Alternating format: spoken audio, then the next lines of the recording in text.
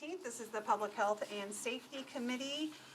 We have council members Johnston, Nash, Pulley, Roberts, Swope, and Taylor. So we do have a quorum. We do have a very short agenda, so I'm going to take some resolutions on consent. Does anybody have any objections? All right.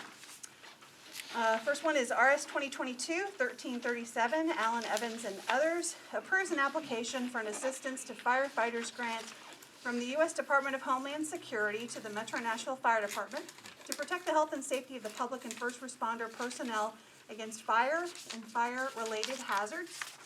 Next one is RS 22-1340, Allens, Evans, and Stiles, accepts an emergency management performance grant, EMPG, from the Tennessee Emergency Management Agency to the Metro Office of Emergency Management to subsidize the emergency management program.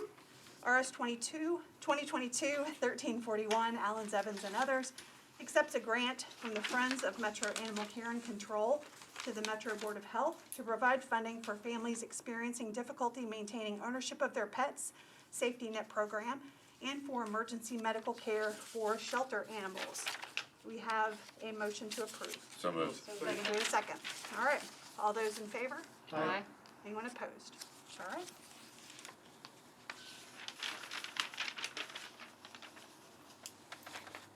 Seven in favor, 0 against. All right. Next, we will move on to bills on second reading. We have BL 2021-961, Johnston, Pulley, and others, amends the Metro Code of Laws pertaining to the use of license plate scanner or LPR technology in the public rights of way. Councilwoman Johnston, you're So ready. moved. Oh, thank you. All right, thank you so much. There are a few amendments, if you want to discuss those first, however you want to go in order. Yes, and do we see Councilwoman Benedict outside by chance? We're in She's here. agreement. I got the amendment here. Oh, okay. Yeah. Okay, the new one? Yes, Oh, okay. Do you want to read it? I can. I will be withdrawing amendment number 3, and we're both signed on to amendment number 2, which reads, any device or service necessary to effectuate the provisions of this subsection G shall be procured pursuant to the provisions of Title IV of the Metropolitan Code of Laws. The Metropolitan government shall not, during the 6-month pilot program referenced in subsection G14, the Metropolitan government shall not accept a donation of any LPR, LPR device, LPR service, or any donation of funds for the purchase of any LPR from any private source, any LPR service from any private source. This shall not limit the Metropolitan government's ability to accept a grant from a governmental entity. After the conclusion of the pilot program period, upon the full implementation of the use of LPR, a donation of any LPR, LPR device, or LPR service, or any donated funds for the purchase of any LPR, LPR device, or LPR service shall be subject to the approval of the Metropolitan Council by resolution regarding of the value of the donation. All right. That's an agreed upon compromise between Council Lady Bennett and myself, and I'll move for approval. Okay. Do we have a Which amendment is this? this is going to be It's- the new second? It's a new second, kind of late file, Gotcha. combo. Okay. All right. We have a move to approve. We have a second. All right. Any discussion on the floor about the updated amendment? Nope. I have a couple Oh, of questions. Councilman Pulley. Basically, what this is going to do is incorporate anything less than $5,000 as it relates to anything related to the police department come before the council? If it should come from a private entity, yes. And this is sole, there's no other agency besides the police department who has that threshold, if this passes. That's correct. Hannah, did you have it? You kind of looked like you wanted to say something at that point. No, I was gonna say, I just was trying to make sure that I understood that question. I was gonna say, there's no threshold in the actual, but I think I understand what you were saying, sorry. It sounds to me like it is. It reduces it to 0 from $5,000. So. No, that's what his original one did. So what they decided to do in order to just compromise is during the pilot period, no private donations of LPRs, in-kind donations, money toward LPRs will be accepted at all during the pilot period, that's it. So it's her verbiage, it just, now she's applied it to only the pilot, 6-month pilot period. And after the pilot, there's the potential we could accept it if somebody, if friends of the police decided, look, we'd like to donate something to you, it had still have to come to council. And just to be totally transparent, because we're talking about police issues, which is a little more potentially onerous than parks, yeah, we've lowered to zero. And it does not apply to like state agencies or any other governmental agencies. This Correct. is just for private Private sources. donations, yeah. To be transparent. Any other discussion about the amendment? All right, all those in favor? Aye. Anyone opposed? No. All right, I'm gonna be a no as well. 2 noes. How many yeses is that, 7? No. We got 8 people now, so we got 6 in favor, 2 against. Okay. All right, and your amendment 3 is being withdrawn. Councilwoman Benedict is not here to do anything with her amendment 1. And so we'll go back to Councilwoman Johnston. Thank you. So Friday, we had a special committee meeting for LPRs where we had the 2 sponsors of the 2 bills that have been in circulation try to come up with some sort of compromise. We did not go very far. But one thing that did come out of it was a concern about some language where it said civil traffic or civil parking and traffic offenses. When I first started drafting the bill, NDOT, or what would become NDOT, was wanting to be able to implement a parking smart parking curbside management thing. And so that was the language that came from Metro Legal for that particular purpose. It was never the intent of the police department to enforce running of red lights or anything like that. And so, but technically the language could have been a little bit ambiguous. And so it's a late filed amendment because it was brought to my attention on Friday. And so just to remove all doubt, the intent of this technology is to solve crimes, to find stolen vehicles, to find missing persons. It's not about traffic and traffic violations. And so I just wanted to remove all doubt. And so it looks a little long if you're to pull it up, but it's just because the bill itself is really long and the word traffic was in there 5 times and it was deleted. The word traffic was deleted. So. All right. Do we have So a? moved. Okay, second. It's been moved and properly seconded. All those in favor? Aye. All right. Anyone opposed? Okay. All right, now we're back on the bill as amended. Councilwoman Johnston. Thank you. I know we're gonna have a discussion on the floor, so I won't belabor it and go into some long soliloquy. We've worked really, really hard on this bill. It's come a long way from its original version. And I think that we as a council honestly have done a really, really good job at listening to constituent concerns, listening to stakeholder concerns, and addressing those legislatively. And we've gotten to a point now where amending it anymore to be any more restrictive is going to render the tool useless. And the whole point is to have this tool in order to help make us safer. And so I'm hoping that everyone is proud of what we've done. I think, I don't know about the previous term, but this has been an incredibly collaborative bill, and we really have spent a long time on it, and we worked really well together, listening to each other. And so I hope that you will support this bill to further our safety in Davidson County. All right, any discussion on the bill as amended? Very briefly. Go ahead, Councilman. Just want to keep in mind that we're talking, when you mention the word bill, this is a 6-month pilot program.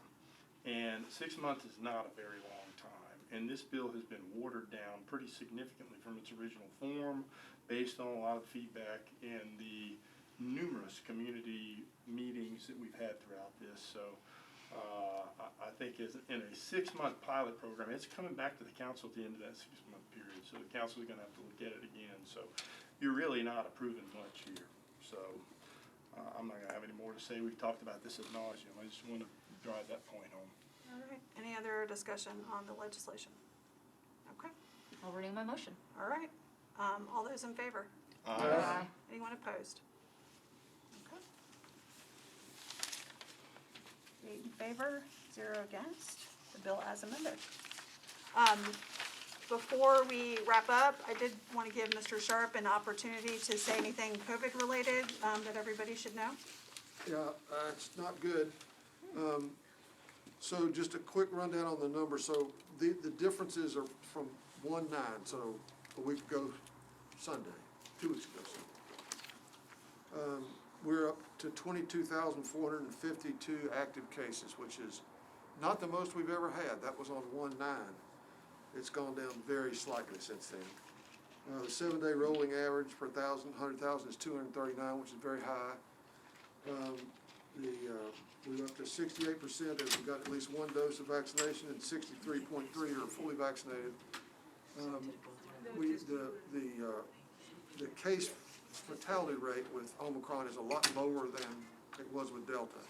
A lot more cases. We had a lot of deaths reported in yesterday's report. A lot of that was a data issue with the state. There were some of those were all the way back to May of 2020, but 12 of them were this month. So that we think that's probably from the Christmas gatherings and so forth, and it shows up about 3 weeks later generally. But the rate is a lot lower, which is good news. Bad news is a lot more cases. This virus tends to go like this in most places. We anticipate it'll probably go more like this here because of our relatively low vaccination rate.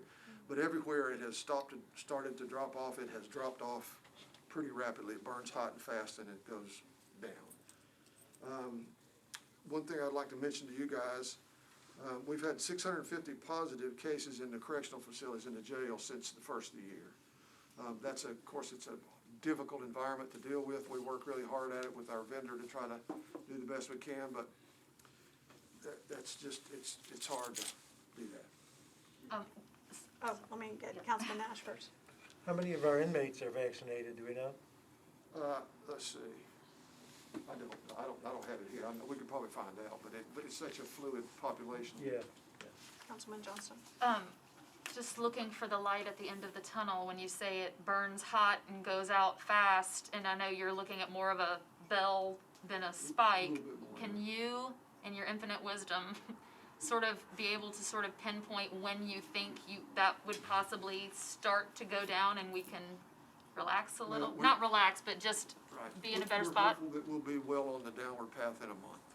A month, okay. Okay. Councilman Gamble. Thank you. Do you have any numbers about increasing cases at rehabilitation centers or nursing homes?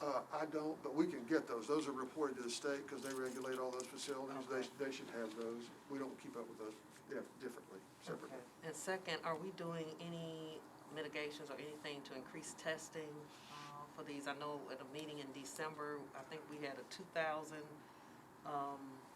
active cases, and you told us something about when We were we had looking for a third 17,000. site. Right. So now we're at 22,000. So are we doing? Yeah, the number you're thinking of was let's see, 1,000 cases per 100,000. Okay. Which would mean we'd have to have 7,000 cases a day. We're not Okay. there. Okay. That 22,000 figure is active cases Okay. there. Okay. And you ask about the testing. Testing. We have open centers on Saturdays now. We had one open this Saturday, the one over on Charlotte across from Lentz. Okay. And they did 360 tests, which is roughly half what we do during the normal. Maybe word needs to get out and people start using it. There are other discussions afoot about getting a third testing site. The feds have offered National Guard folks to do that. That really is in OEM's ballpark to find a place and get that set up. I think they'll staff it and run it. We need to get them a place to go, and they're looking for that now, as far as I know. Are you all considering any partnerships with churches where you're providing testing supplies and they're providing volunteers to help do satellite testing sites? Well, we have the strike team people that go out every day, all the time. They go to churches and various other places. I know we've been talking to Reverend Fuzz, Okay. but I'm not sure exactly, those conversations continue. I'm not sure exactly what's happening there. Okay, Councilman Dreffel. Thank you. I'm not on the committee, but I appreciate it. All the new self-testing is become available now very shortly. How will that impact how you're going to measure those that have it? Or, I mean, what changes are you going to make, or how is it going to impact you and the results? That's a good question. The website to order those tests through the federal government is, I believe it's up and running now. It is. And I'm assuming here, because I haven't checked into to see how they're gonna report those, but since I assume they're going to their labs and they will have a reporting mechanism that comes in with those at-home tests. But I can find out for you exactly, because I'm not sure exactly what that mechanism is. Because you could then get an artificial low, high, depending on how that is reported, because I would think It's a different most animal. people I know are gonna go that way. Yeah, that's a good question. I don't know. I'll find out for you though. So, other questions for Mr. Sharp? All right, thanks for that update. With that, we are adjourned. So, Madam Chair,